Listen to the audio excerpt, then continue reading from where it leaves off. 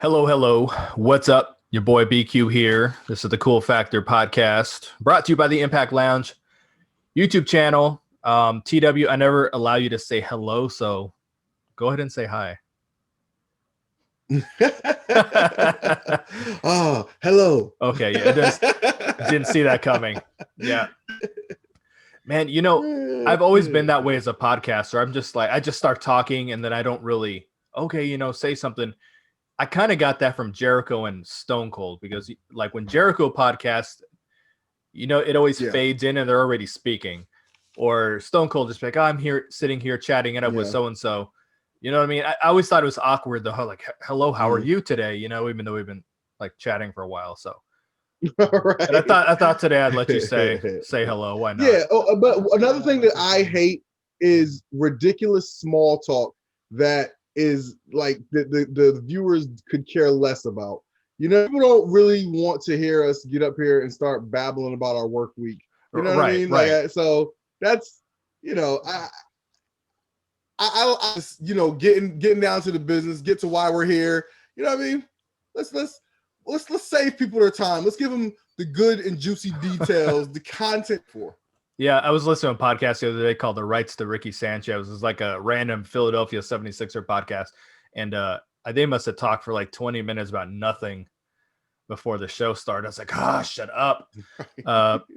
But in fear of doing that myself, let me stop talking about that. I do got to ask one question before we get into this, because this has been bothering me since we've been talking. Since when did you have enough hair to have a man bun? I feel like I've never seen. Oh man, my shit is luxurious.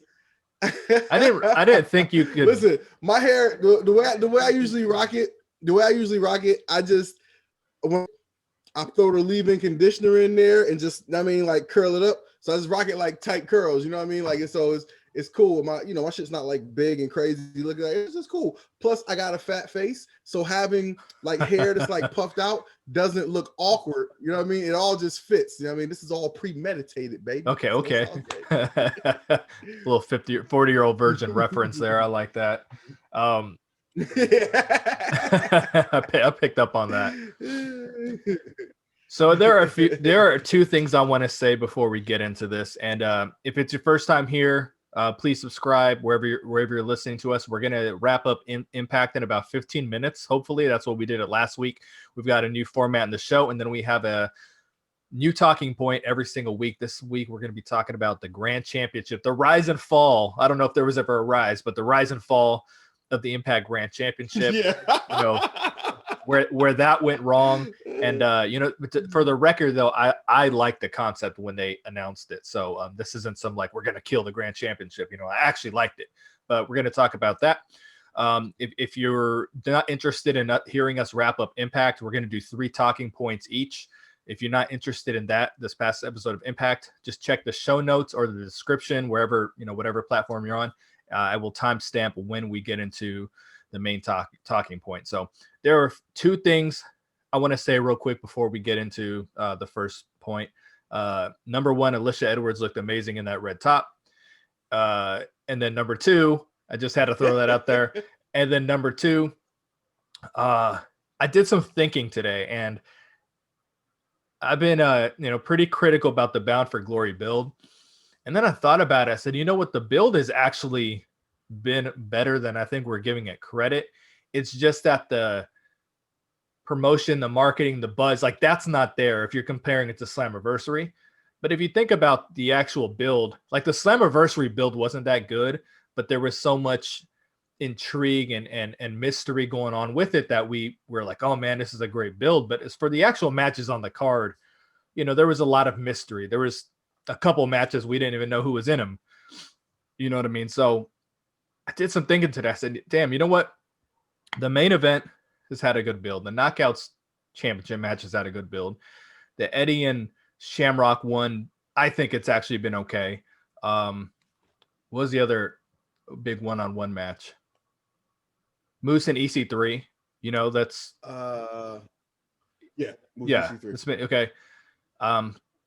The X Division one's been kind of weird, and then we'll talk about the tag team one and the gauntlet later here in our talking point. So I do want to get that out of my system, off my chest, that I actually think the Bound for Glory build has been better than we're probably giving it credit for. It's just, again, the promotion, the marketing, the buzz outside of the company, you know, outside not of the company, but outside of the people who are really going to watch the show. You know what I mean? I don't think there's anything where you're going to tune into Impact for the first time or for the first time in years when it comes to Bound for Glory, like they had with Slammiversary. So, and then again, Alicia in the red shirt. Yeah. So, and it's tough to duplicate that on a pay-per-view bypass. I mean, like the buzz they created for Slammiversary is really uncommon. I mean, it was really nice, man. Like the entire wrestling Twitter was Talkversary. It was nice. It was just nice. Like people were collectively interested in what was going to happen at Slammiversary. That had to be the best pay-per-view buys that Impact has done in a very long time, because people were, again, just watching it and talking about it, not like, oh well, Impact, da da da da da. Like, no, it was just like people were just checking it out to see what was going to happen, and I was like, man, this is dope, man. Like, I'm enjoying this. And if people stayed from Slammiversary, then they've probably enjoyed the storytelling that's gotten us to Bound for Glory. And you know, what you're saying last week, which is that, you know, when we saw that leaked card for Bound for Glory, it was like, ugh, Eddie Edwards versus Ken Shamrock. Why would anybody want to see that? right. But they've done, it's a credit, it's a testament to the storytelling that they've done to get us to this point. And when I look at this card, man, you know, I am genuinely interested in the outcome of at least 3 of these matches. Right. And so that's like what, 3 out of 5. And then you add in the Call Your Shot gauntlet, which has implications, right, going forward. And so that makes at least 4 out of 6 matches that I have a genuine interest in. And so, I mean, that's pretty good, man. That is pretty good. I cannot, you know, like 4 out of 6. What's that by percentage? Are you a good math? What's 66? What percentage is that? It's 66 repeating, of course, percent. Okay, right. So let's just say 86% of the matches, I'd be willing to bet that most wrestling cards, most wrestling shows, most pay-per-views, I'm not interested in 60 matches. You know what I mean? Like usually there's one match, one story that you're really interested in seeing. And like I said, man, they've got me hooked and interested at least 4 of these. And so I got to give them credit, man. I have to give them credit. It's not flashy, like you said. It's not flashy, but I'm interested.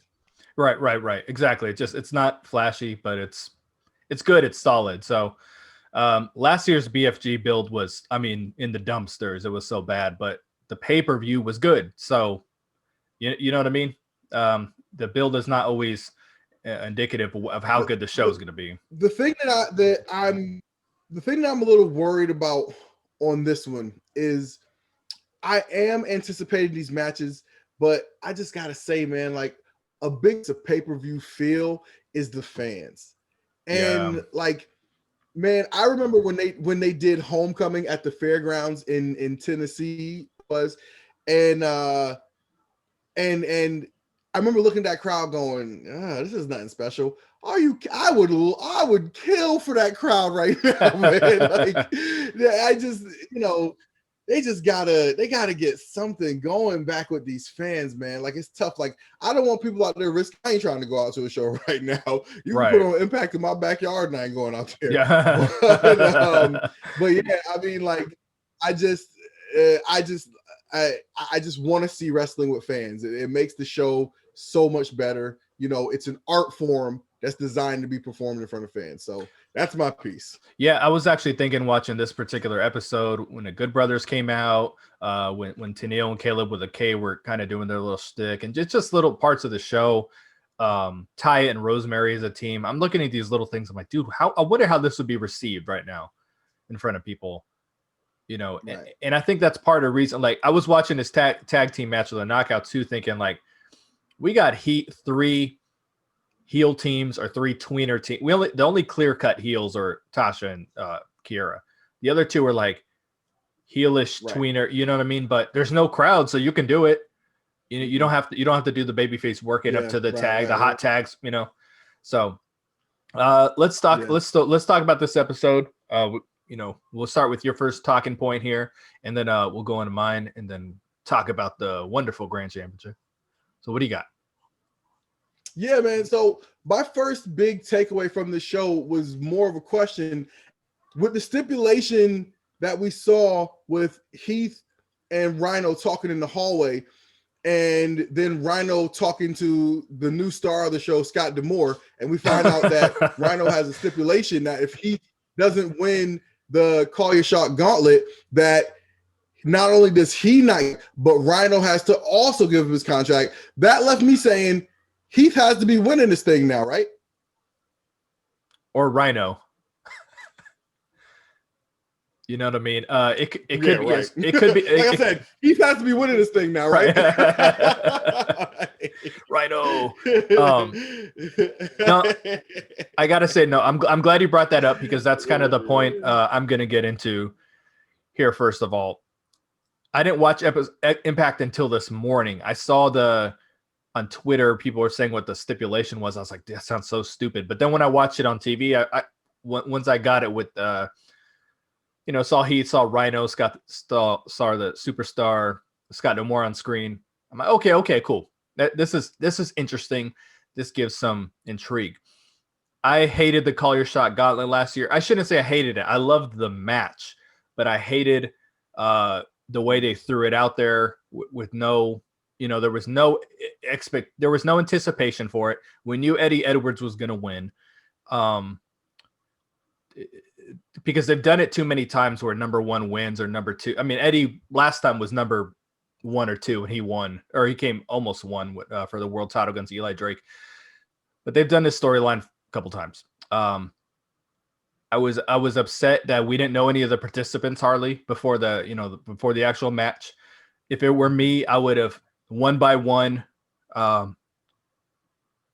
announced who the participants were.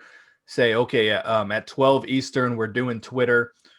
At 1 Eastern, we're doing Facebook. At 2, we're doing Instagram, and then we're going to do the next one on YouTube. Whatever. But bounce people from different platforms to get your engagement going all over the place. And it just, it's a scavenger hunt type of marketing thing, but it just builds a little more intrigue. But last time we got nothing. And the match itself, right, I was there personally, and it was fun, and the people were into it. I liked the match. I just didn't like what they were doing up to it. This time, it's actually a part of the show. I'll say the one negative was the 5-on-5 match that they had was mainly comedy. I don't want comedy leading up to this. This has an opportunity to be their Money in the Bank, and it's not even close. It's not even in the same universe, but it could be. But I was really intrigued and very, very happy to see that they were actually building on the show. There's participants talking about it and talking about wanting to win it, where we didn't get that last year at all. No one even acknowledged it. They just showed up for the match. That we've got 10 participants announced. I don't know how accurate this is because I don't know if I saw it on a website. I don't know if Twitter said something, but the 10 out of the 20 are Heath, Rhino, Hernandez, AC Romero, Larry D, Tennille Dashwood, Taya Valkyrie, Brian Myers, Tommy Dreamer, Jessica Havoc. So, which is really weird about this is that even though Alicia Edwards looks great in the red shirt, was on the winning team, she's not one of the people announced for this match, which is really odd. And then you got Tommy Dreamer, Brian Myers, who are on the losing team, and they're announced for the match. So a little bit of a disconnect for me there with what they're announcing online and what is playing out on TV. So if that particular group is incorrect, I don't know. I saw it on the internet. I don't know if it was I didn't see it on Impact social media, but I do want to give props. This is better done. I'm really happy, very encouraged with it. But to go back to your point with Heath and Rhino, I was just reading today because Heath was on Dave Penzer's podcast, and I usually always listen to Penzer's podcast. I just haven't heard this episode. Heath actually said he actually isn't signed to Impact. Like, this is not a storyline. This is a shoot. He is not a contracted wrestler. We see this way too much for people on our television or watching Impact, but he's not part of Impact Wrestling right now. So a couple things could happen. He really could lose. So that tells me he's winning. What's that? That tells you what? I said that tells me he's winning the world title. Yeah. So he's gonna win. He's letting cash in at the end of the night. Yeah, exactly. That would be and then he'd have to freaking sign him, right? So so I guess what I'm saying is it's not as easy as saying that he's guaranteed to win. Rhino's guaranteed to win. Rhino showed up a little bit around this time last year. We don't know if he signed a 1-year deal. I don't think so. I think it was announced it was a long-term deal. So I don't think Rhino's going anywhere. But Heath could be. We don't know. The storyline could be someone screws them over and then they're off TV for a while and then they find a way to get him back in, because obviously Scott D'Amore is in the fabric of this storyline. It's not as clear cut as, hey, if we lose, we're gone. Scott is so involved in this. There's a way that I'm sure there's a way. Father James Mitchell's coming back from the dead. So I'm pretty sure Heath can lose this match and still end up on the Impact Wrestling roster. So what else you got? That's a great point. Yeah, that's great. And I want to just defer here a little bit from our progress, just to reply to one thing. I think call your shot. I love it, man. I love it. I love, like I always say, I love wrestling that has like storyline forwarding consequences. Yeah, like I wouldn't even have a problem if call your shot was your match of a pay-per-view. Right, just like the Royal Rumble, right? Because the person who wins who wins that gauntlet, you've got a world title match. Book it going forward. You know what I mean? Like to me, you can build a whole pay-per-view around that. But I digress. I love Call Your Shot, and it also it gives you the opportunity to have like surprise entrants. You know what I mean? You can sign James Ellsworth for a night and bring him in, or whoever is out there floating around. You can bring people in just to see who's and so I love it. I think it can be, like I said, their version of the Royal Rumble, their version of Money in the Bank, all in one. And so it's a big thing to me. But my second point about Impact was Kylie Ray, who I think popped up in the Call Your Shot gauntlet last year. Kylie Ray is starting to show some cracks, and I feel two ways about it, man. Like on one hand, I think I said this last week. To me, Kylie Ray is a wrestler's wrestler. Like she's in a heated situation with Deonna Purrazzo, and she's losing the smile. She's coming out. She's so aggressive, and she is all about business. She's all about hurting anybody who's in between her and her goal, Deonna Purrazzo. The other side of this is that the story here could be that Deonna Purrazzo has Kylie Ray so frustrated that she's starting to slip off her game, and she's showing some cracks in her game, and this could be what leads her to losing against Deonna Purrazzo at Bound for Glory. So to me, I think, the outcome of this match is in doubt. I think if you ask 10 people, 5 will pick Kylie Ray, 5 will pick Deonna Purrazzo, and it's really up in the air. And honestly, as a wrestling fan, what more could you ask for? Because most wrestling shows you look at and you can go down the card and figure, who's going to win, whether it's the story they're telling or just who's the bigger name. But this one, like I said, I think honestly, if you ask 10 people, you'll get a 50-50 split out of who they think is going to win. And I love it. I love it. Is there anyone else on the Impact roster right now that looks better in defeat than Kimberly does? Like, she doesn't beat anybody, but she finds a way to be impressive every match. I don't think that anyone else, I can't think of anyone else on the Impact roster right now where they're losing, but you're like, fuck, they look great. I didn't want to say this because I know you're a big Kimberly fan, man, but I felt like she didn't come out of that match looking great, man. Oh, I felt like a lot of the timing spots and stuff looked off to me. I felt like there was a spot where she gave Kylie the power bomb on the apron on the outside. Listen, that spot, we've seen it so many. It looks like the way that spot is supposed to go is you power bomb the person so that they can basically mimic the flat back bump on the ring apron. She took Kylie Ray and slammed her back into the curved part of the apron. And I was like, oh, I was like, that looks like that hurt. There was a part where Kylie Ray was going up for like a Hurricane Rana and she caught her in a power bomb or something. And the timing looked a little off on that. Now, again, look, I'm not a wrestler. You know what I mean? Like, I hate to do the critiquing wrestling. I really hate when people do that. But to me, there looked like a few spots that were off. And because I love Kylie Ray, I blame the opponent. So, so yeah, I mean, but it was a good match though. Like it was a good match. It was a good, it was a solid match. I don't think, I don't think that, you can really blame anybody too much because at the end of the day, they had a good match. And yeah, it was what it was. So I feel that Kimberly, she didn't come out looking terrible, but I felt like there's a few spots that I kind of blamed on her in that match. Okay, fair enough. So my second talking point, I talked on the open of the show here a little bit about. You okay over there? You're watching college football at the same time we're doing this. Oh, yo, I am watching a game. Oh, sorry. Oh, all right, guys. I'm a college football fan. I am watching my currently number 5 ranked North Carolina Tar Heels blow a lead. They actually came all the way back, and it was 4th down, and they had a wide open receiver, and the quarterback scrambled out. The ball hit the guy right on and it bounced off on 4th down, and that's it. That's the game. That's the ball game. So. I couldn't help but react. I tried not to scream. Sorry, guys. Fiddlesticks. You sound like me watching the Chargers the last 4 weeks, so I feel you. Anyway, as I was saying, top of this show, I talked about, the Bound for Glory build and the top matches and what they're doing with that, and they're doing a good job.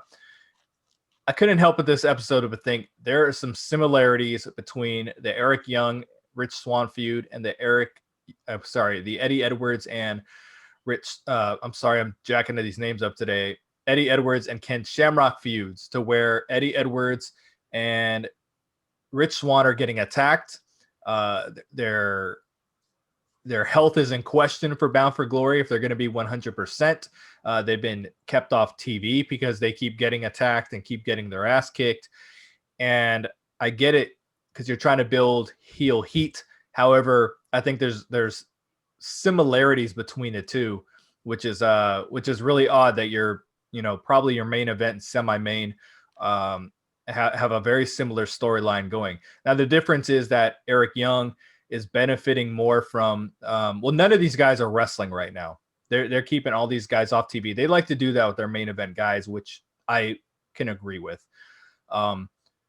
Eric Young is benefiting because his video packages they're doing for him are freaking amazing. And every time he just has a little bit of mic time, I mean, he's killing it. Eric Young, he's always been really good. He probably picked up a lot of things over at the Performance Center. But Eric Young is doing a great job standalone. The difference is Ken Shamrock isn't standalone. He has Sami Callihan on his side. I think the Sami Callihan wrinkle is what makes the feud more intriguing and interesting than if it was just Eddie versus Shamrock. That's when I was like, who cares? But now there's some. It's interesting because Sami is involved. However, I think this would benefit more if Ken Shamrock did get some ring time. Number one, to keep loose, and number two, he has a new gimmick here, a new attitude, and it would be nice to get some matches against some Impact talent, some squash matches, something where we're seeing him snap, seeing him this new persona of his, and I think that would help build the feud a little bit more, because right now even though Shamrock is in the match, the feud is being built between Eddie and Sami Callihan. Where Ken Shamrock, God, I'm struggling to speak today. This is crazy. Ken Shamrock is coming off a little bit more as a lackey, a little bit more as a bodyguard. So I think he could benefit from some in-ring time, but I think there's some similarities to the storylines, which is I just found kind of interesting. Yeah, I think that's fair. My third and final point from this show, my big takeaway was Moose, 3 Lang, and Bloody at the end. At the very end, after the show went off, they did a quick little segment for anybody that turned it off early. They did a quick little segment with Moose, and he found either bridge and they fought. And EC3 turns out didn't throw the TNA title over. He he fought with Moose, and Moose from him and left EC3 laying bloody. And to me, that signifies that EC3 is going to be winning at Bound for Glory. The way pro wrestling usually works is, even if both guys are kind of heelish, the person who is seeking revenge is usually the protagonist situation. And being that EC3 got left laying most recently, that puts him in position to be the revenge at Bound for Glory, which means he's probably going to win against Moose. And I mean, to me, it tells me a lot about what they think of Moose, to be honest with you. It tells me a whole lot about what they think of Moose. He's there when they need him, but they don't see him as a high profile guy. If they saw Moose, someone who they thought would draw more eyes to the product, or someone who would sell more merch, or elevate Impact to a higher level, then they would be putting him out front. But they're not. And so here's what they think of you. It'll be interesting to see if Moose, if I should say EC3 gets the upper hand on the go home show. So we'll see what happens with that. The last thing I want to say is the tag team scene here, the tag team match for Bound for Glory. As much as I give props to the one-on-one matches that they're doing, and I've said this a bunch of times, I hate multi-team matches. I just don't enjoy them. Next week, we're getting the North versus the Good Brothers. We're getting this match for free. I think the whole build to this has been very lazy, in my opinion. There's some of the, we talked about the Brian Myers and Tommy Dreamer backstage bumping into each other that leads to a feud. It's almost like they've been doing that a little bit, and then they've been having matches where the tag teams are fighting each other at Turning. I don't think was it called Turning Point, the Impact Plus show. Victory Road. I'm sorry about that. Victory Road, where they had a 4-way match with a representative from each team. But my whole point is, and that wasn't that big of a deal, but my whole point was there's more creative ways if you insist on these guys fighting each other, do some one-on-one matches. I thought this match between Gallows and Madman Fulton was not good. I'm not saying they weren't good and didn't play their role, but as a viewer, I didn't enjoy it.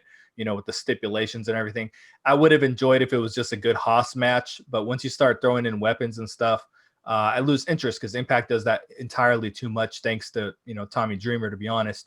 But for me, I didn't have any interest in it. And then we go to next week, where it's just we're getting this match that deserved a pay-per-view build, a legitimate build. You can only do a first-time match one time. And I feel like they're giving away a lot of the match by keep allowing these people to fight each other. It's kind of like when you're being intimate with a girl for the very first time. That's when it's the hottest. That's when it's the heaviest. That's when it's the most passionate. And then every time that it continues, she kind of knows what your tricks are. She knows, and then it gets to the point you don't got many more tricks to pull out of your sleeve. You got to wow her the first time, right?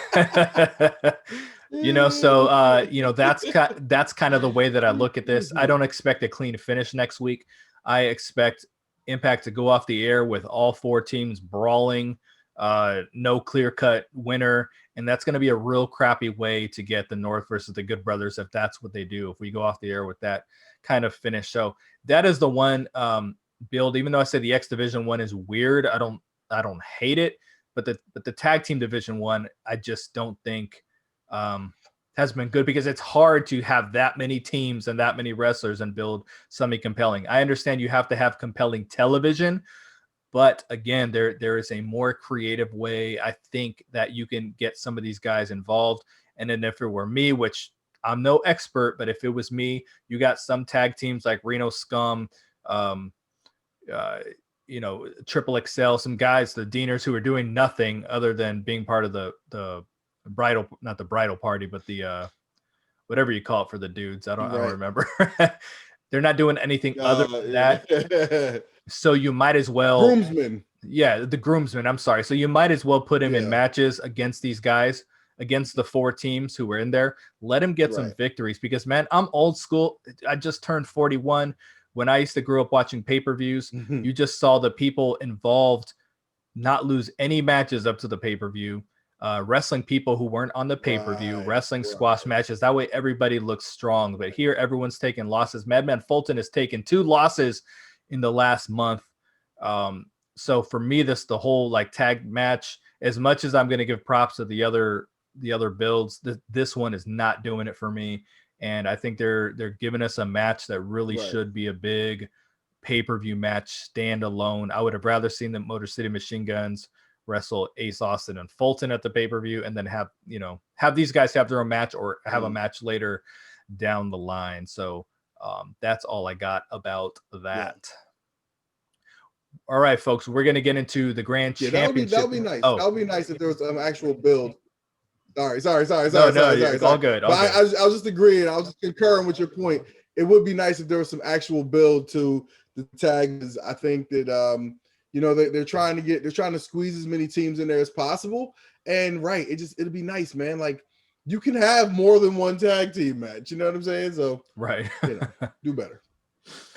So we're going to talk about the Grand Championship now, main talking point of the show. Let me pull this up here, pull up my notes.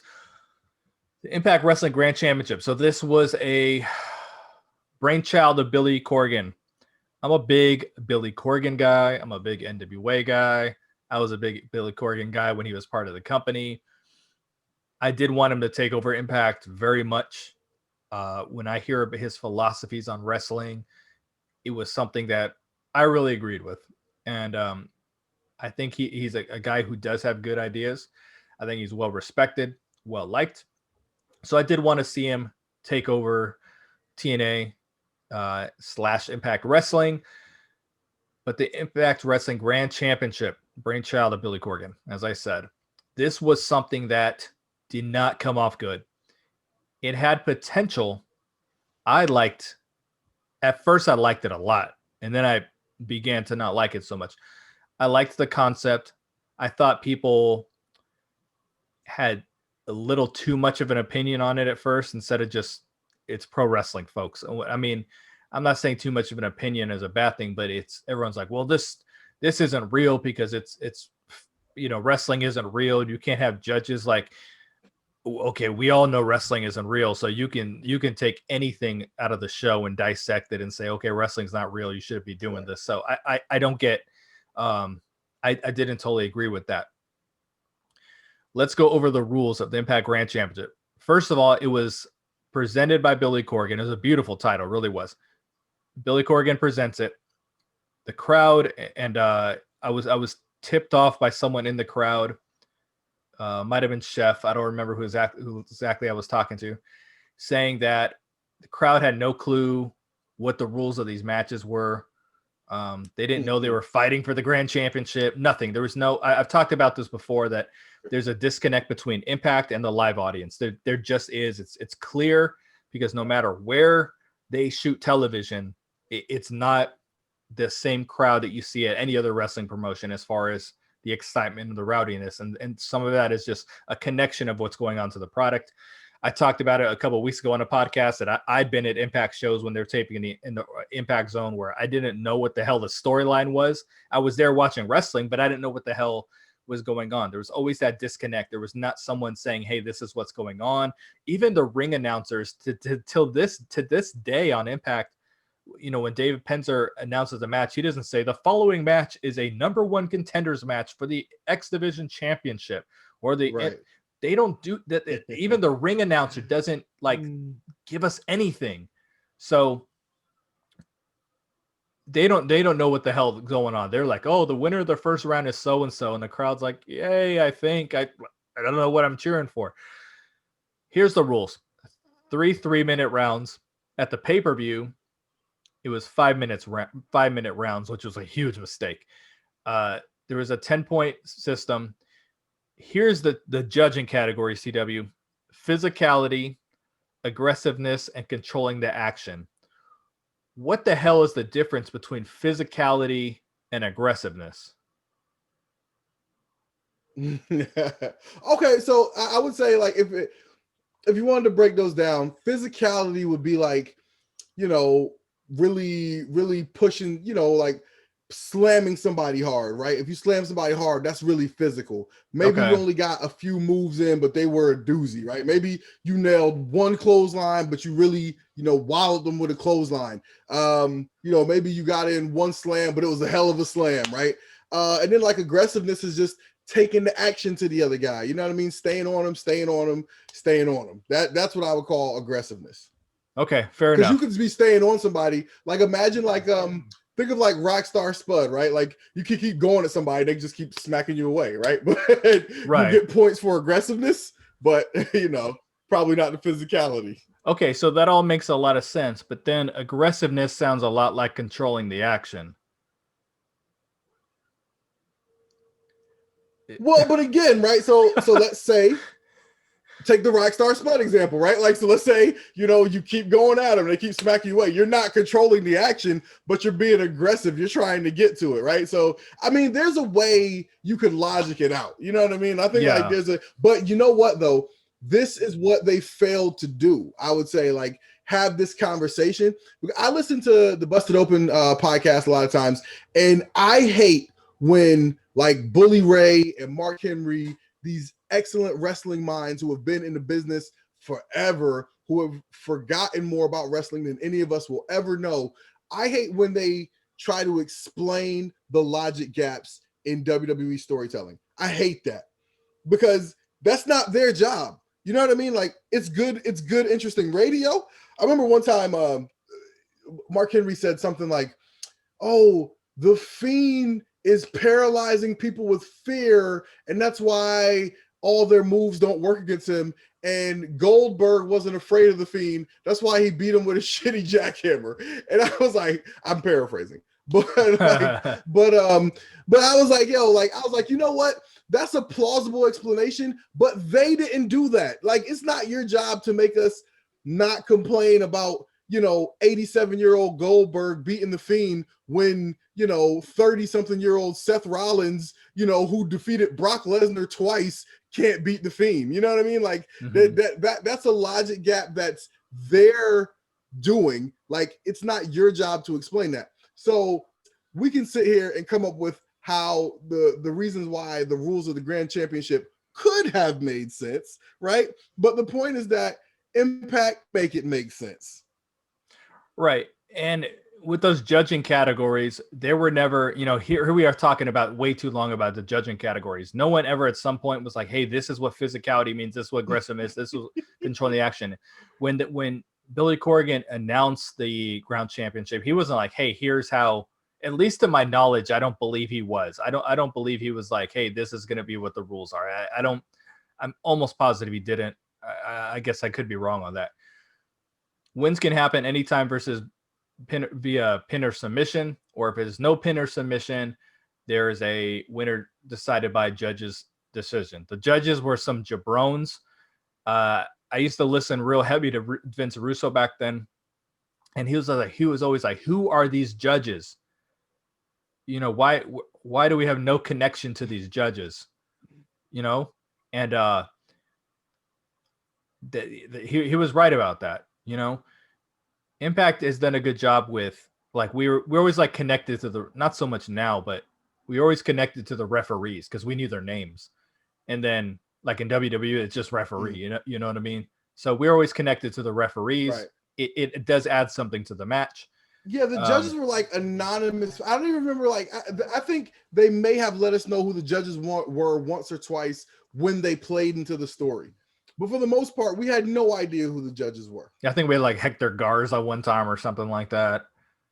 I mean, just Randy Jackson. Yeah, that's a no for me. Yeah. They would be sitting there with their clipboards, looking real serious and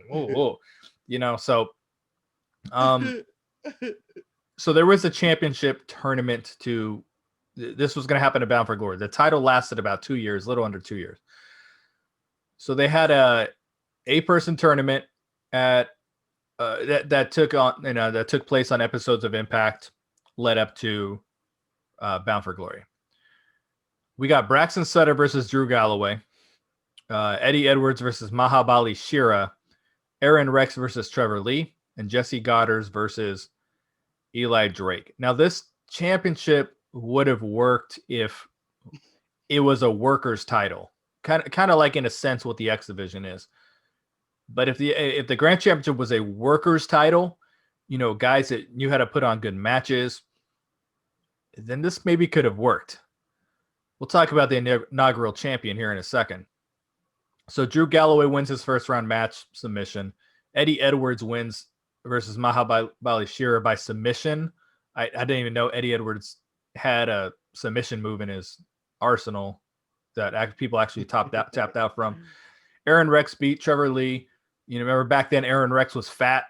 He had to wrestle with a shirt on. And then Jesse Goddard, he had lost to Eli Drake in the first round. Next round, big slap in the face. Eli Drake loses to Aaron Rex. Drew Galloway beats Eddie Edwards. And so the finals was supposed to be Drew Galloway versus Aaron Rex. And if you actually go back to this was back when Aaron Rex was actually came across, like, I felt like he came across like a really big deal, really big star his first month in the company, up to winning the Grand Championship. I felt that go back, if you guys watch some of those episodes, those first episodes, he did feel like a big deal, and they were actually building towards something here that could have been good. Drew Galloway gets hurt at an indie show in the UK. I think he was supposed to be the inaugural champion. I'm almost sure of it. I know they had Aaron Rex, and he was the new shiny toy, but I think Galloway was supposed to win. No, I'll say Aaron Rex was probably supposed to win because Eddie Edwards lost. So if Galloway was going to win, then they probably would have had Eddie win. But anyway, Eddie Edwards takes on Aaron Rex in the finals. He is announced as the replacement because he's the guy who lost to Drew Galloway in the semifinals. And at Bound for Glory, I was there for this Bound for Glory too. 3 5-minute rounds. This match fucking sucked. This match was so boring. They played it in its entirety one time for the Impact, the flashback. I always call it the flashback. I don't think that's what it's called.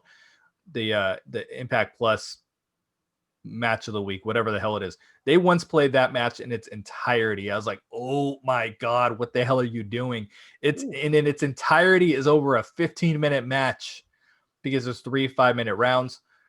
I remember thinking with one of the matches, Eddie Edwards rounds, Eddie clearly won, and they were like, the second round goes to Aaron Rex.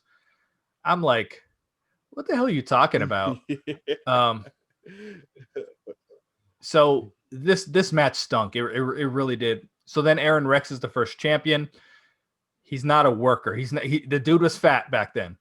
He's not a worker. The belt just stopped. The concept just stopped working once he had it. I will say in the tournament, I remember my brother sending me a text like, dude, I'm really digging this Grand Championship shit. In the actual tournament itself, you could tell the wrestlers were keeping the rules, whatever those rules were, in mind, and they were wrestling with a sense of purpose. They were moving quickly. They were trying to remain aggressive. It was a different style of match. And then once Aaron Rex had it, and then as the championship progressed, they were just wrestling matches that were always taken to a split decision. I remember saying back then, damn, like they can do some creative stuff with this, and they never really did that. I think the most creative thing they did was Drew Galloway kept getting himself. He kept doing nut shots to Moose, so that he could. He was losing a point with the judges, but it was gaining him the momentum in the match. I thought that was creative. Right. But the concept started going away, and there were just matches. They weren't aggressive. They were walking on the outside and just like they would in a normal match. And the crowd was always visibly bored. And I can tell you at Bound for Glory when I was there, bored. The crowd was so bored during this match. That's when the lights went out and they were just like, pay the light bill. Because this shit was after I think it was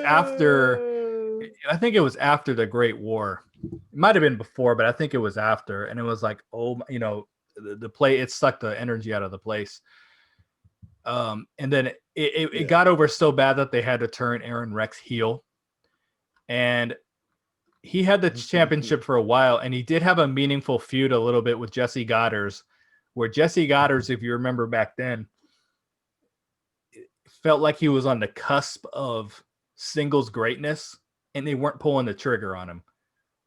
He was putting on really good matches. The crowd was getting behind him, but they were just keeping him meddling in the mid card.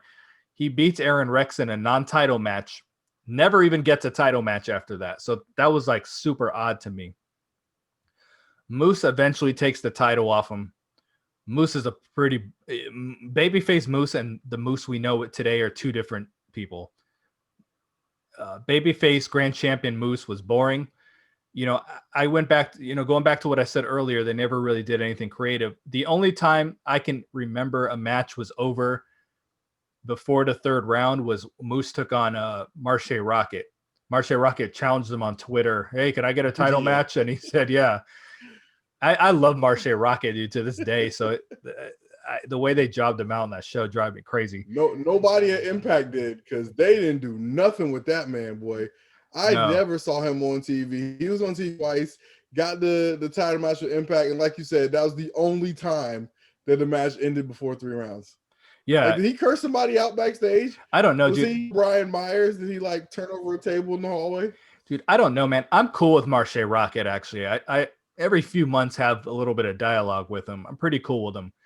And he was always pretty optimistic. Okay, I think this next set of tapings, maybe I'm going to, maybe they'll do something with me, dude. And they just never did. So I know he was pretty disappointed. I really thought they could have built some kind of stable with Lashley, Moose, and him. That would have been a, modern day. What the hell was the MVP stable back then or several years ago? Oh, Beatdown Clan. But yeah. So I think they could have had, something very similar.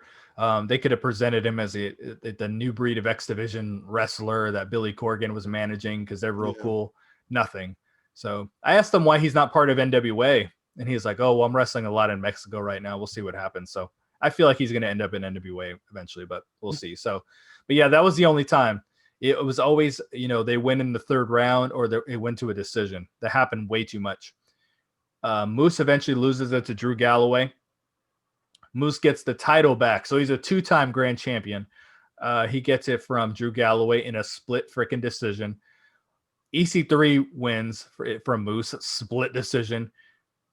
And I can tell you that this is secondhand information. Someone told me EC3 was like, this title means nothing. And you were saying he clearly didn't care about this title on screen. But I know in real life, he didn't care about that title. He said it meant nothing. Matt Sydal wins it from him. If you remember this was a Matt Sydal had a hard time beating EC3 in the format. So he challenged him to a no rules, no judges match. So it was a normal match for the Grand Championship. And that's how Matt Sydal won it. And then he gave it to Josh Matthews. And then he gifted it to him. That was another thing. You talk about the disconnect with the crowd. When Josh Matthews came out as the spiritual advisor, the people in the crowd had no clue there was a spiritual advisor storyline going on with Matt Sydal. No clue. None. And all of a sudden, he comes out there with them because everything was done backstage. And he comes out there. He's like, my spiritual advisor. Josh Matthews comes out, and everyone's like, what the F is going on here? So... And then they were cutting a promo in the ring, and the crowd was dead for it because they did. Anyway, he puts the Austin Aries challenges Matt Sydal, says he wants a championship. Austin Aries is the grand championship because he's the belt collector, and then he unifies it with the world title, the grand championship. And then since then, we've never had a secondary belt. So that's kind of the rundown of it. My thoughts on it. So give me your feedback in response to everything I just babbled on about.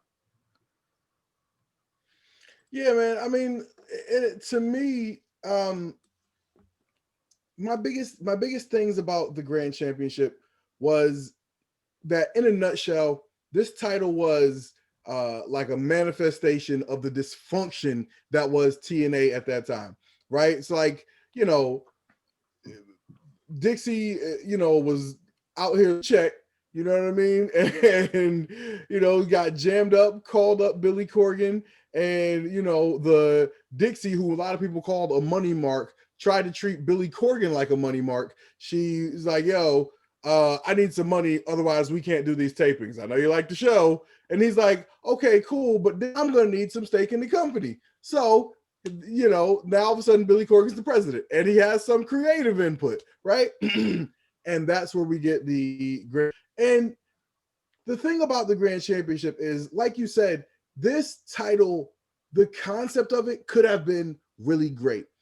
This time, awesome in like an ROH or a New Japan, someplace where the wrestling is the product. Yeah. Right. Someplace where, they hang their hat on having these marathon style matches. And, that's what people talk, right? Like that is where the grand championship would have been a great idea. But in Impact Wrestling, the or TNA, whatever, like you're talking about the company that does the Broken Brilliance, right? Like, I mean, this has always been a character and story based promotion, and that's the way they like to tell their stories. That's what that's what Impact Wrestling's always been about. So they were never going to use this title properly. The thing is, like, once you have it, you know what I mean? It's like a player, right? Like if you have a football team and your team, the best quarterback is Lamar Jackson. Well, damn it, don't get out there and try to run the same offense you're going to run for Aaron Rodgers, right? Because they're different style players. If you're smart enough to use what you have effectively, then you can be very successful, right?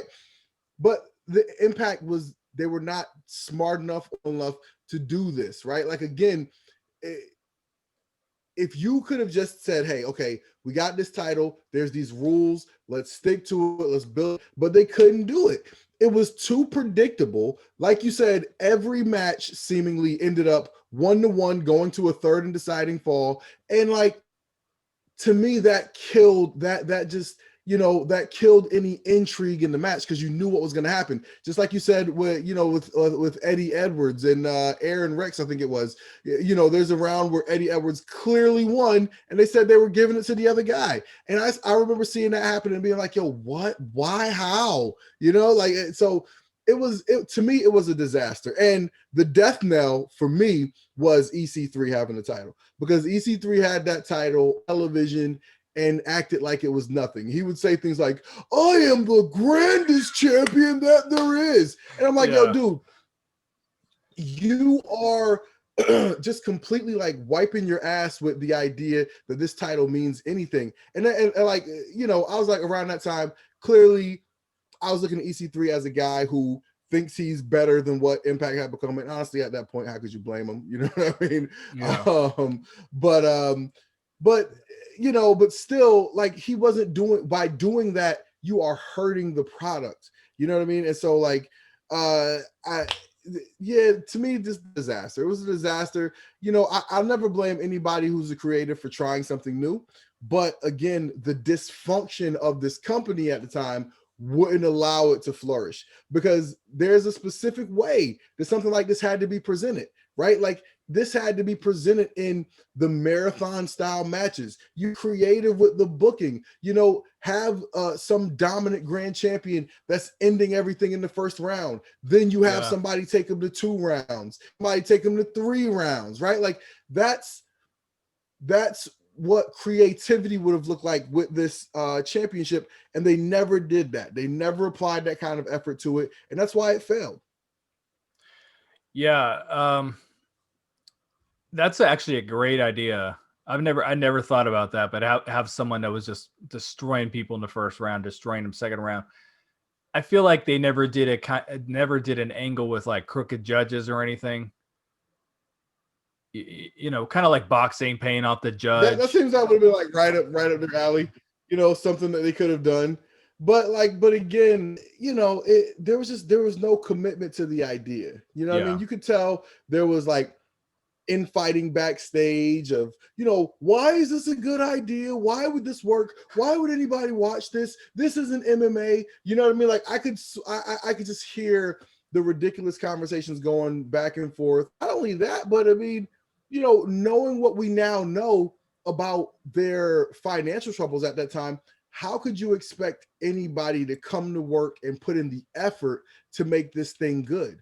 You know, like you couldn't hire people to make good vignettes to build up to the matches, and it was bad, man. And it was all, and like, as much as I think EC3 is very whiny, like, he's right about the fact that, you know, his career was submarined by the infighting going on in the company, right? Like, TNA put the title on him, and their own dysfunction cut his legs out. You know what I mean? Like, a lot that's why EC3 wasn't a bigger star, right? Because, you know, I mean, like, on the world, you know, it was like because of Impact Wrestling's own dysfunction. And so, you know, so when they came back to him later and said, "Hey, help us make this thing, you guys," you know what I mean? Yeah. And so, yeah, man, it really is. Like I said, I think, to me, the legacy of the Grand Championship will to me just be that it's a total just manifestation of the dysfunction of TNA, because it was a year, but you didn't have enough people on the same page to make it work. Yeah, and Aaron Rex being the inaugural champion was a horrible selection because he wasn't that kind of worker. You brought up Ring of Honor, New Japan, like that wasn't him. And then you think about Moose getting it. Moose really wasn't that kind of worker. He's another big dude. And then you think after that, Drew Galloway, which he could have done something. I want to say he didn't have it very long. I could be wrong. Moose gets it back, has another fairly lengthy run. And Moose, as I said, he just wasn't compelling as a champion. And then EC3's run, horrendous. And Matt Sydal, I don't even remember, to be honest. I know he went from babyface to heel while he had the championship. Yeah. And, you know, again, it's going back to the spiritual advisor shit and the way that delivery completely Didn't he bombed. give the title to Josh Matthews? Yeah, he gifted it to him. And then, but then Austin Aries wanted it, so. But Josh wasn't. Talking about some of this stuff is like, it's like looking back through like your old like phone book and being like, "Who, her? Oh God!" What was I thinking? Yeah. I can't help but to think that Josh having the championship was some kind of dig at Billy Corgan also. Good point. Good point. I mean, like, there was definitely a time there where there were just little things where you could see, like, during the whole, you know, Billy Corgan / Jeff Jarrett / Anthem / Global Force / Scott D'Amore era, like during those constantly evolving transitions, you could tell what people thought of the X division based on what they were doing. One management group would be like, "Yo, the X division, you know, we need to have personal feuds, showcasing these guys' matches is going to be great." The other group would be like, "Yo, these guys are filler. Let's put them out there 10 at a time and let them jump off some shit and move on to the next match." You know what I mean? And you can see those differences playing out based on who was in charge. And so, you know, again, this is one of those things where it's like the era of TNA just shows up in like the dysfunction. You know what I mean? It's just, I mean, the dysfunction of TNA just shows up in everything from a certain era. Yeah.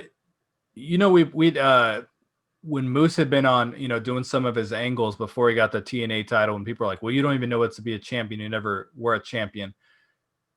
They clearly don't even acknowledge the Grand Championship on TV.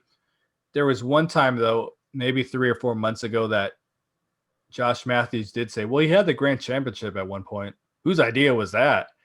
So there was a little on-air shot at Billy Corgan, which I can't get into any shots of Billy Corgan because I think NWA is run amazingly. Those episodes and the YouTube stuff.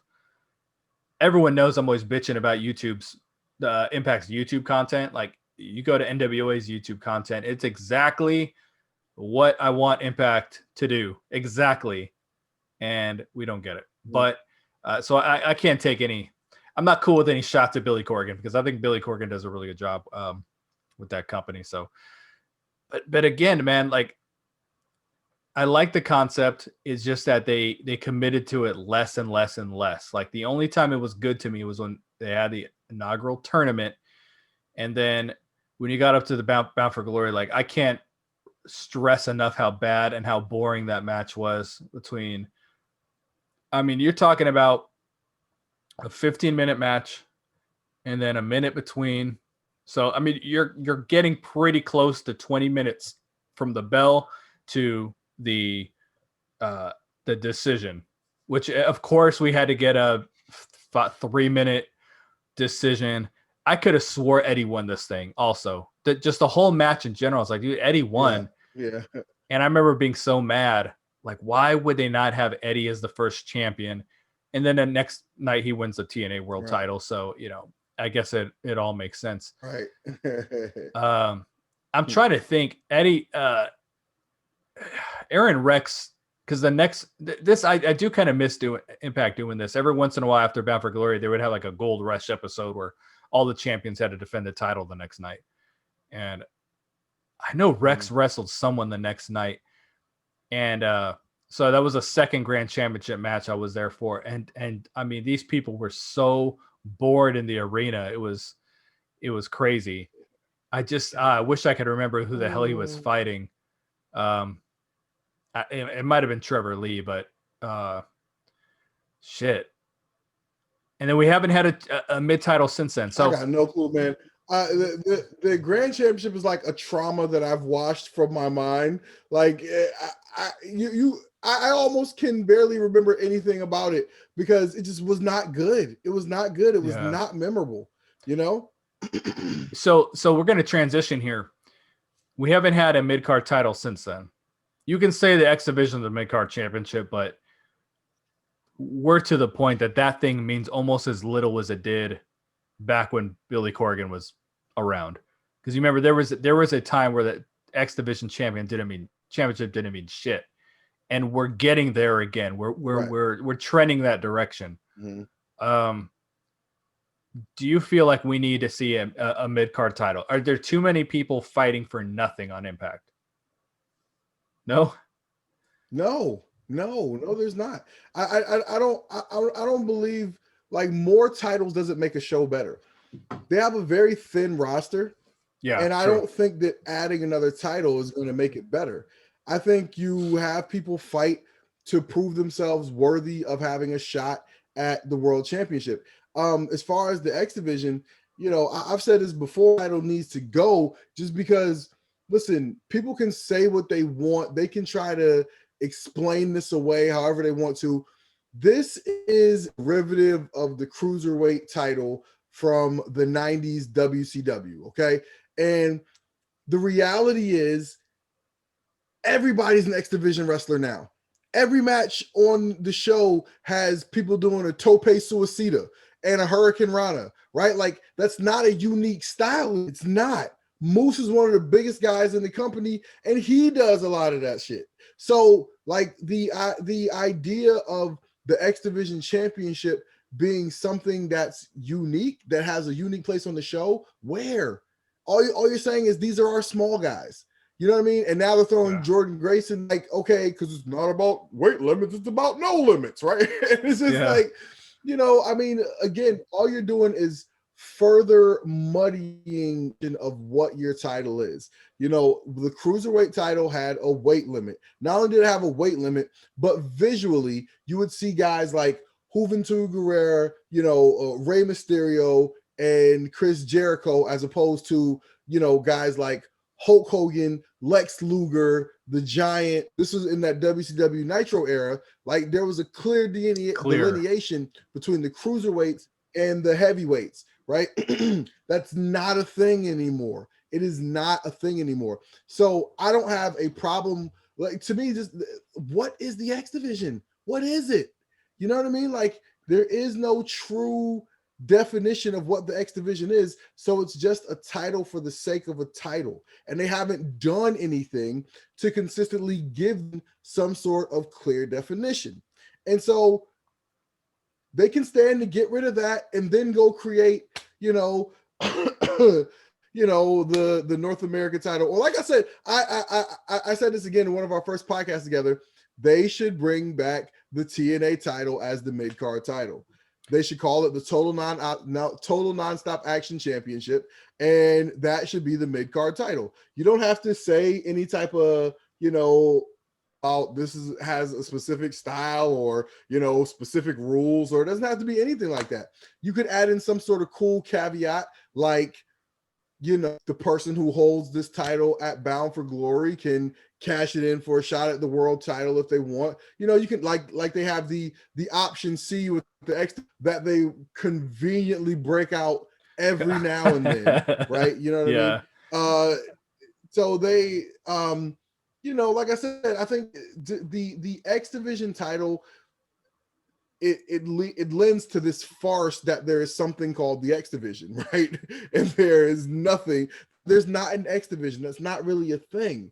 You know what I mean? So like change the name of the title, like just do something, because again, there's no such thing as the X Division, right? Like, again, if you called it the ham and cheese title, like that's fine, because at least that's just like something that's not saying that it's a clear, like it's not giving you some sort of definition of what it is, right? You're just calling it something.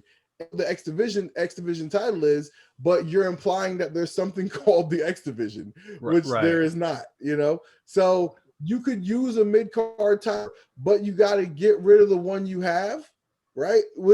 So I mean, so there's that, right? Like I think that again, the X Division is the closest thing to a mid-card title they have. And I'm in favor of a mid-card title if you get rid of the X Division title, X Division title into something else. The Grand Championship would have been a good mid-card title, it would have been. But, stuff like that, like I feel like a really deep roster.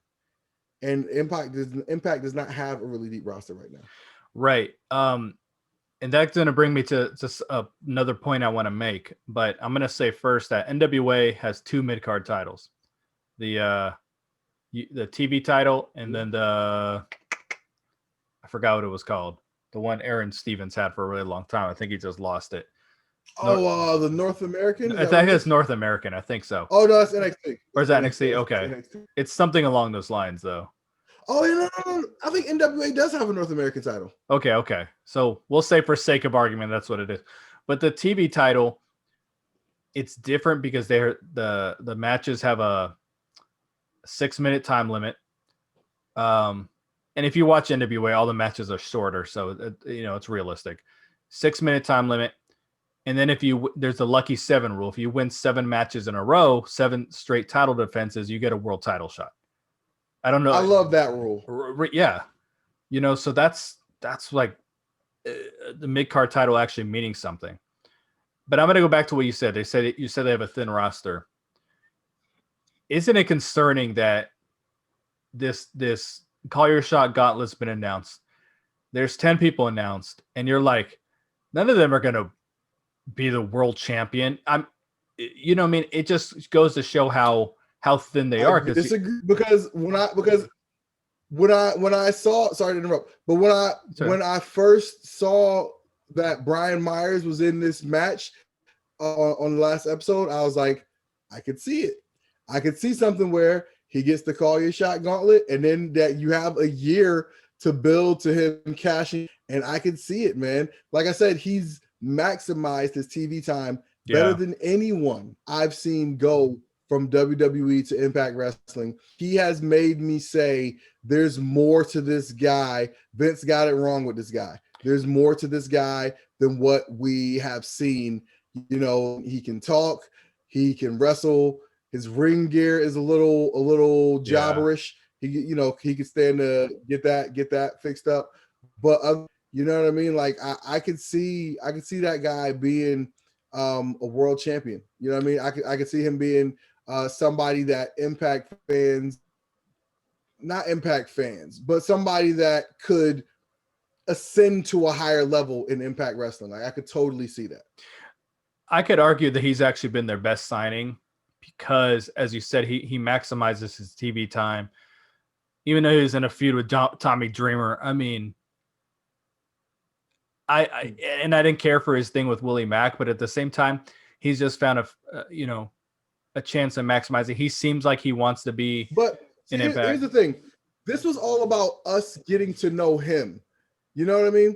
Because all we've seen him as is jobber, and I don't care what anybody say.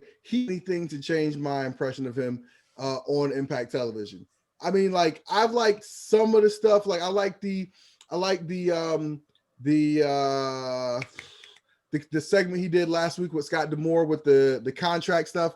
But for the most part, Heath has not done anything to change the perception of him as, nothing special, right? Like, I mean, like, and again, I hate to sound like I'm being so insulting because I can't do what he does, right? One of my reasons that I yell at my TV the most when I'm watching sports talk radio is I hate seeing commentators sit there and talk shit about people who do something they can't do. These do something I can't do. You know what I mean? So I don't want to sound like I'm truly like critiquing what they do. I'm not saying he's good or bad at wrestling. I'm saying that as a viewer, somebody who's been watching wrestling for probably 30 years, that makes me feel old, but like I've been watching wrestling forever, ever. And yeah, like I said, nothing about watching this character on TV moves me. It doesn't. Nothing about his matches moves me. Nothing about his character moves me. So, I'm not saying he doesn't belong in the wrestling world. You know what I mean? I'm just saying that he's not somebody who I see as being like a feature player on Impact. I don't. But that kind of goes to my point too. Brian Myers, out of the first 10 announced, and granted, Taya and Tenille were a couple of the announced, but you're talking about the males. They're not. You can't see them getting a world title shot and taking it. It's not something we're going to take serious. They're not throwing. They're putting their biggest names into the card, the main card. They're not saving some of those guys for this gauntlet, but it goes to show it is thin. Like right. to think we could just add a mid-card title would be really difficult until they built up guys. As I said, this 5-on-5 match there was a lot of comedy to it. Even though I genuinely laughed when it goes to Tenille and Caleb with a K on the outside and the match is going on and he's just showing her the phone and pointing out the pictures, and like she was so focused on that. I thought that was hilarious. And then what Alicia call Hernandez? I think it's a great way to use a lot of people. If you're going to keep the actual card kind of short, which, this is something that NXT does very well. They keep the takeover 4 matches, not 3-4 matches, 4 or 5 matches. But all the matches are like, that marathon indie style. And you know what? At the end of the show, you leave feeling satisfied. You know what I'm saying? And so if Impact takes that approach as opposed to filling the show with matches I can care less about, you know what I mean? Like, I think you could throw a match in Triple XL, but is that really going to make the show better? The answer is no, because they haven't done anything to make us care about a match between the Deaners and Triple XL, right? Like those all are great performers, but they haven't done anything to make us care about a match between those guys, right? So doing something like the Call Your Shot Gauntlet, I think, that's good. And, I think it'd be great if they started throwing a few surprise appearances in. I think do something to make it memorable. So, yeah. It's going to be interesting to see. I don't know who they even could. I have to believe there's going to be a couple surprise appearances, but I can't even think who could possibly, because this time last year, you could always. I mean, Mike Bennett's out there. Yeah, that would be interesting. I think his heart's kind of with Ring of Honor, but that would be really interesting. Yeah. Did you see he released a Facebook video a couple months ago challenging, this is before the match happened, challenging Nick Aldis for the NWA championship. Like the little video he did I think they did that match. Yeah, but the video that where Ben like challenged him, Dude, that was better than anything he has done in forever. And it was just a little video that he probably did at his house. I was really impressed with that. Yeah, I mean, I don't know if it was not like 2014, 2015 when he first came to Impact, but I was excited about him, man. I thought he was going to be a big deal. I loved the way they were doing the Mike and Maria act when he was in ROH.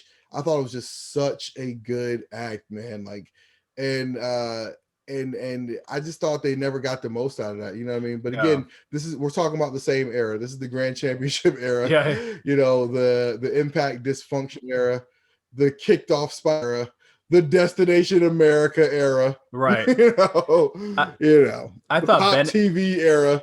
I thought Bennett could have had a really memorable title run, like world title run. I really thought he was perfect for it. I met him once, and him and Maria couldn't be nicer. I mean, easily one of the nicest wrestlers I've ever met. But I remember when he debuted, he had like the derby hat and the suit and just like the swag and stuff like that. And then he started like that was working. And then they kind of started going to where he was just in his wrestling gear and had that really thin jacket. And then he had like a pineapple jacket and a man bun. Like, I was like, dude, his initial character was cool. He was like a dick too. Like he walked in on the Feast or Fired briefcase thing and was making fun of everyone in there. You know, I mean, dude, that would be the coolest return for me. That would, oh man, if that miracle music. Yeah, I was hoping that he was going to be one of the people that came back at Slammiversary because I felt like he had kind of unfinished business with Impact. Like I said, I thought there was a lot of potential there. And I was paying attention to some of the stuff that was going on Twitter at the time. Maria Kanellis kind of hinted that they were on the way back to Impact, but my belief that was that Impact put above offers out there and was just hoping that people were going to bite. And I think they were talking to a lot of people. I think some of it came through and some of it didn't. Yes, is that Mike and Maria probably, you know, were open to coming back, but Impact didn't bring them back. Because again, they're both pro wrestlers, you know, they're a couple, they got kids, you know, they got a home, you know, like, you know, they need to be working. So I don't, I mean, they probably need to be working, right? I don't know their personal finances, but I would assume they would like to be working. So I would assume that if they didn't come back, that Impact didn't bring them back. But but yeah, I would have loved to see them back. Same here, man. But I feel like they're really close to they are really close to Billy Corgan. I have to believe that Billy Corgan is going to make a very competitive offer for them in NWA because, you know, you got to figure they're losing James Storm, which I think he might be WWE bound. People think he's, you know, talking about him coming to Impact. I don't think that's going to happen. You know, they're losing James Storm. They lost Ricky Starks. They lost, you know, Zicky Dice is the damn champion, and he's going to be out of his contract. He's the TV champion. You know, Tasha Steele's bounced. There's a few names, dude, that they split. I think Melina's out of there. So they need to make a really competitive offer to, you know, someone who's a big name. And I feel like he's just going that direction, even though I'd like to see him return. I think that would be awesome, but I think he's just too close. There's a higher probability of him returning to Ring of Honor or wrestling for Billy Corgan than returning to Impact, you know, but that would be cool. Yeah, I mean, like, you know, and it is what it is. Like, I think if you can afford to, you know, sit this one out for a while, you know, because who knows when people are going to get back to, you know, taping, man. Like you know, I mean, I just, you know, I don't know. Like, I don't know when stuff is going to be quote unquote normal again. You know what I mean? And so, you know, at what point are people going to feel comfortable packing in a studio to watch a wrestling taping? Yeah. You know? Yeah. So it could be a while, you know, it could be a while. And if they got the money in the bank where they can, you know, sit it out until NWA is ready to get back rolling, then good for them. Yeah, very, very possible. I think I think Billy Corgan said that even if they have their return without fans, they will. But I guarantee you if they do that, they will do it in a more creative manner than Impact is. Like, I guarantee it will not be like the way Impact is, where it's just a dead arena. They got to do something about it. I don't know what it is, but whew, it's rough. Oh yeah, it's getting rough out here, man. It's getting rough. It is getting rough, and especially when you just see that other shows are finding ways, whether it be AEW with people spaced out in an amphitheater or WWE spending their McMillions to put up damn boards where people watching the show. I mean, they're just finding ways to get fans back involved, and it makes the show feel a lot better, man. It really, really does. So, can find some way to get people back. And, like I said, I jokingly said that they wouldn't miss having no fans. They didn't have any fans before, but you see it now. Like I said, man, I would, oh my God, I'd love to see a show at St. Clair College right now. You know what I'm saying? Oh my God. Just get these people out here, man. The only we're gonna wrap it up here in a sec. The only positive I've had right now for no fans in the pandemic is that I don't think we're gonna get that Thanksgiving episode that we got last year. Which the Thanksgiving episodes are always really bad, but that parody show that they did last year, I thought was some of the worst television I've ever seen in my life. The throwback, the knockoff of what was that shit? Where they did everybody was supposed to be like an old school wrestling. Yeah. I actually, I enjoyed that. Really? I thought it was a creative way to do the show. I thought it was bad. It was creative, and I was looking forward to watching it because I'll give a chance at anything that's different. But I was so bored because they had these really long talking segments, and the crowd was all like, you would think for a show like this, they would just be interactive. They were all sitting on their hands. I mean, it was hard for me to watch. Well, that crowd was probably like, what the F? Because they probably thought they were getting an Impact Wrestling show. And then they come out there and do that. You know what I mean? What the hell, man? What the hell? That's very I possible. They didn't advertise that. Very possible. I guarantee you they didn't advertise that. Yeah, I think you make a very strong point, actually. I mean, they had these names like Bend Over, and I don't think that was one of the names, but Body. Yeah. And to Tessa and who was it? It was Tessa and Kiera Hogan and Havoc and it was Alexia Nicole with them cakes. Yes, Alexia Nicole. They were the Rough Riders. Yeah. That was disgusting. Just kidding. Oh my God. Willie Mack was the champion. And then the thing was too, man, they were promoting this on Facebook like 2 weeks after it was over.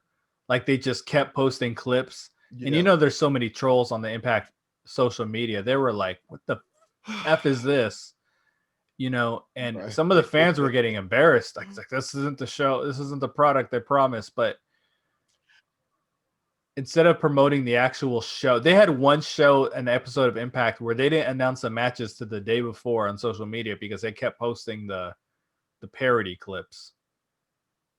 And I was just like, oh my God. Well, see, I think that part of that is like this whole just negative, image of Impact Wrestling, right? Where again, stuff like that, like concept was a lot inspired by like the NWA and like by the Southpaw Regional Wrestling. Like other promotions get praised for this type of shit. Yeah, you know what I mean? They get praised for this type of content.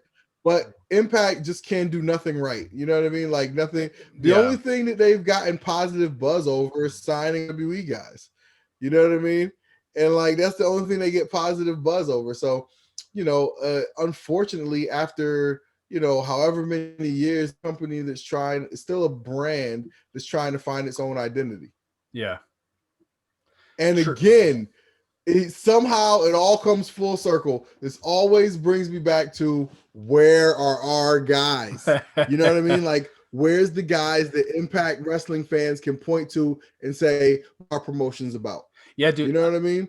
And I can even tell you, like, the guys that I think personify what Impact Wrestling is the best are guys like Sammy, guys like Moose, guys like Eddie Edwards. Because what is it about those guys? Like Eddie Edwards, really good wrestler, character doesn't necessarily grab me. I'm sure it does with some people. Moose, really good wrestler, character I think is great in kind. Sammy Callahan, really good wrestler, character great, constantly evolving, always looking for some new creative stuff to do. These are the guys that Impact should be putting front and center and in feature programs all the time. These are the guys that Impact fans should be able to wrap our arms around and be like, they're our guys. But they don't. They use those guys to, fill in the spaces with, WWE cast off of the week. Yeah, I promise we're gonna wrap this up, but it's kind of like AEW has Will Hobbs. Like I never heard of this dude, and in a month they have made him pretty important. He had a really good match with Brian Cage. He was in a main event angle with John Moxley, like handpicked him for his team. They were doing a 3-on-3 match, and he handpicked. I mean, it was like, yep, I saw that. They took a dude who was just wrestling on dark to all of a sudden people are checking for him. And it's like, dude, they just, I won't say they built a star out of thin air or built a star overnight, but they committed enough to a guy who didn't come from anywhere. And now it's like, dude, I have some interest in this dude, so I don't. Well, right, exactly, because you get somebody, you put them in a feature spot, and like you said, it's somebody who people haven't seen before, right? You again, like, and they've done that with so many guys. Like, who had seen Darby Allin before? I hadn't, you know what I mean? Yeah. But now we can look at, like, that's an AEW guy, right?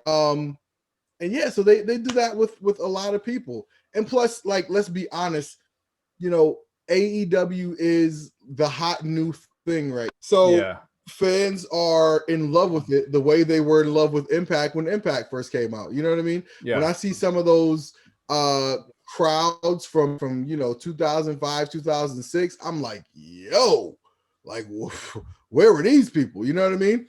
And then just, somewhere along the line, people fell out of love with it. And so, and there was a time when Impact could do no wrong, like they were introducing the AJ Styles of the world, who I'm sure at that time, the messages boards were saying, this guy was a WCW cast off. He never did anything, blah, blah, blah. You know what I mean? So, they're in that privileged position of just being like the apple of fans' eye right now, and so they're able to introduce people much more cleanly. Yeah, absolutely. So, with that said, I don't blame Impact for all of the scooping up of ex-WWE guys, because that's the only time people are talking about them. Yeah, absolutely.